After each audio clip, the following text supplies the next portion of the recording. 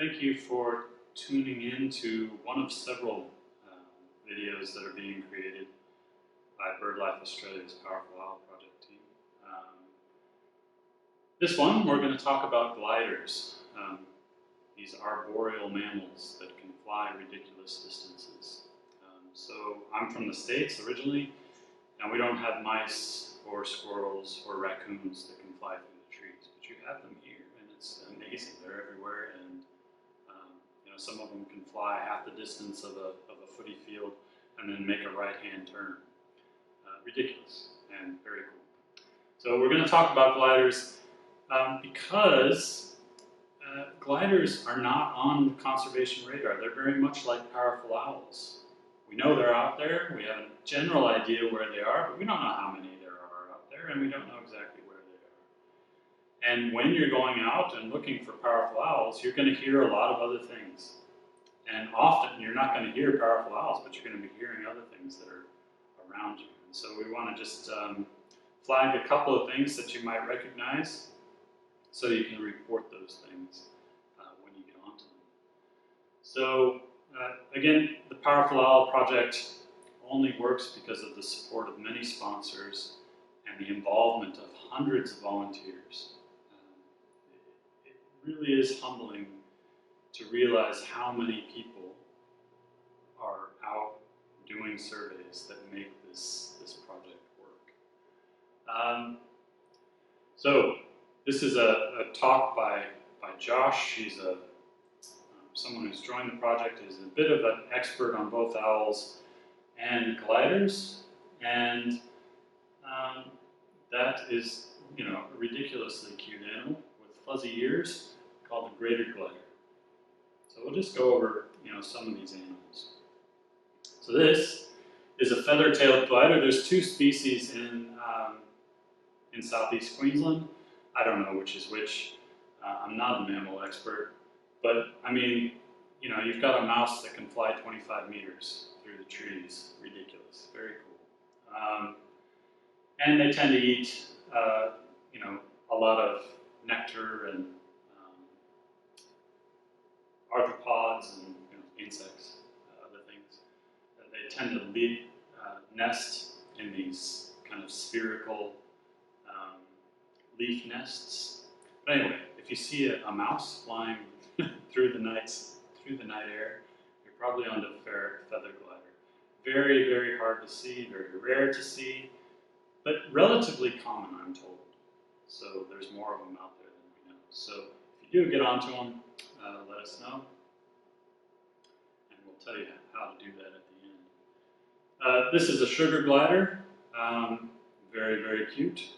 Smaller than a cat, bigger than a mouse, somewhere in between. Also uses hollows, can fly up to 90 meters. It has a flap of skin that goes from its wrist down to its ankle, so it looks like a full-fledged Batman when it's out, when it's flying. And it eats all kinds of things. There's another, and you'll hear it a lot. So that was the call of the sugar glider. And you hear this when you're out and about in southeast Queensland quite a bit. And once you recognize what it is, you'll know it's a sugar glider. Very, very distinctive call. And you will get onto that probably in most, not all, but a lot of forests. This is a squirrel glider, very similar to the sugar glider, and much quieter. So it does have some vocalizations that it might make, but really, by and large, it's pretty quiet.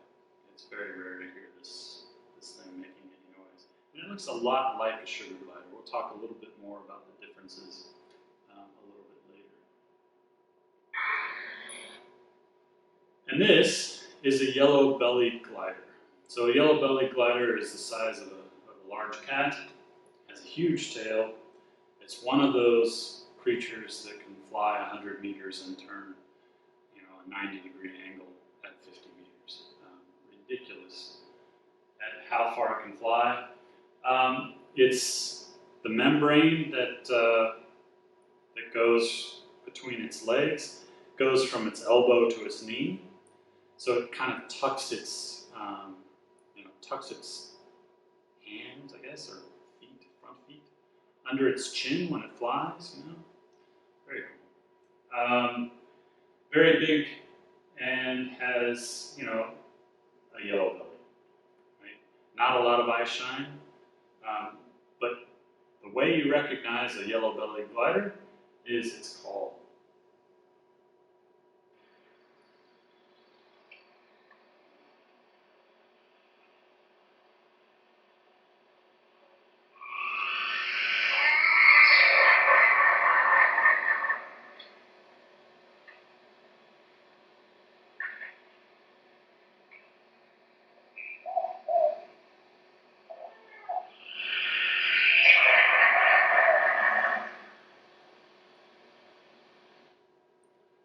So yeah, that's one of the most distinctive sounds that you're likely to hear at night. If you're working east of the M1, so the major north-south freeway that goes through southeast Queensland, you're very unlikely to hear these animals, at least in the Brisbane area. They've pretty much disappeared from Redland City Council and a lot of areas that are east of the M1. But, so they're a threatened species, so if you do get onto them, please let us know. They're not on the planning radar. They need to be. And we think there might be a few more of them out there than have been reported so far. But we'd really like you to let us know if you hear that really distinctive call. Really nothing like it.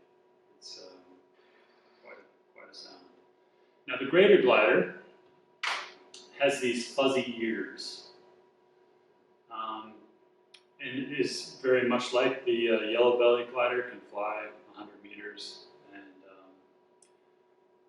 uses a lot of tree hollows. So a lot of these gliders will use up to 10 or 12 tree hollows during the course of the year. So they'll move around from tree hollow to tree hollow in different conditions and, I don't know, for a variety of reasons. But these animals are not just requiring one tree hollow, they're requiring a handful of them.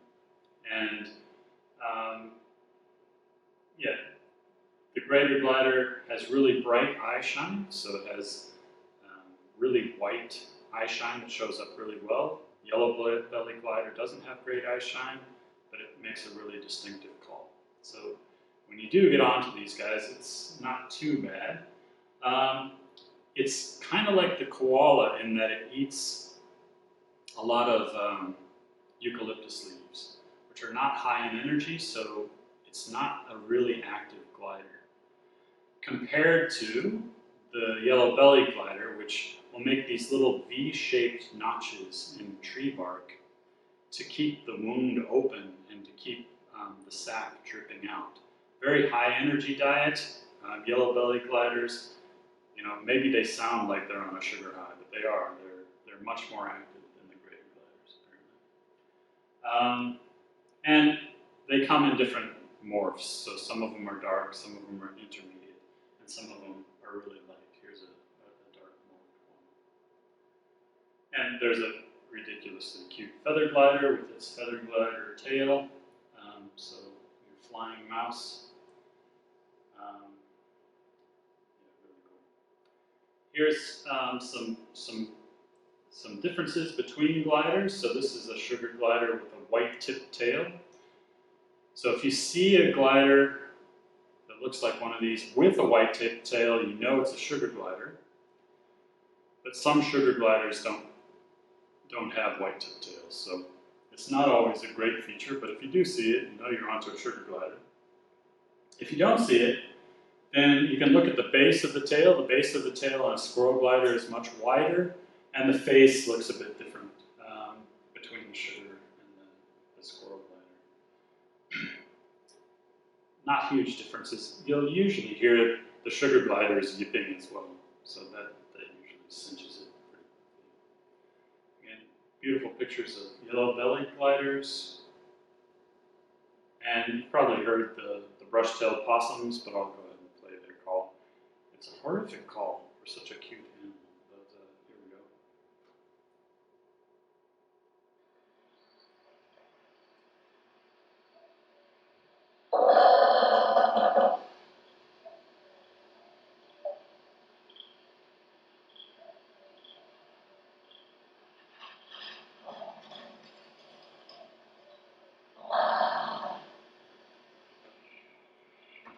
So yeah, usually, I often find that call a little unnerving when I hear it at night. Apparently, the ringtail possum will also make similar kinds of noise sometimes. Tends to usually make a high-pitched chirp call a little bit more often.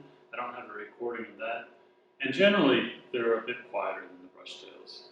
Usually that call is associated with the brush-tailed possum, but you do find some weird noises coming out of the ring-tailed possums as well. And bats, of course, the fruit bats, there's a whole number of species that you might find around. This is just one example. Or actually, that example's not going to play. That's all right. Let's see if we can get it to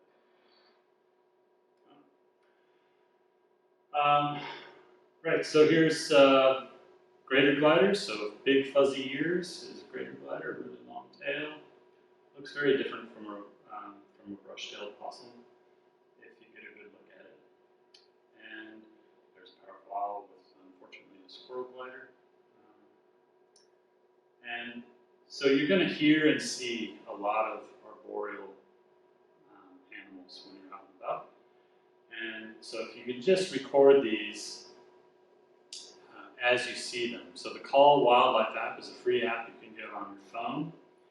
And when you see a possum or a glider, you can just turn that app on. It'll record your date and time automatically and your location automatically. You just record how many you saw and which species it was. It takes about 15, 20 seconds to do. It doesn't take long at all. And then you can record the next mammal that you see further down the trail.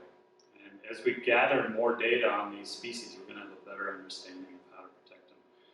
The nocturnal species are really not on the conservation radar nearly as much as they could be.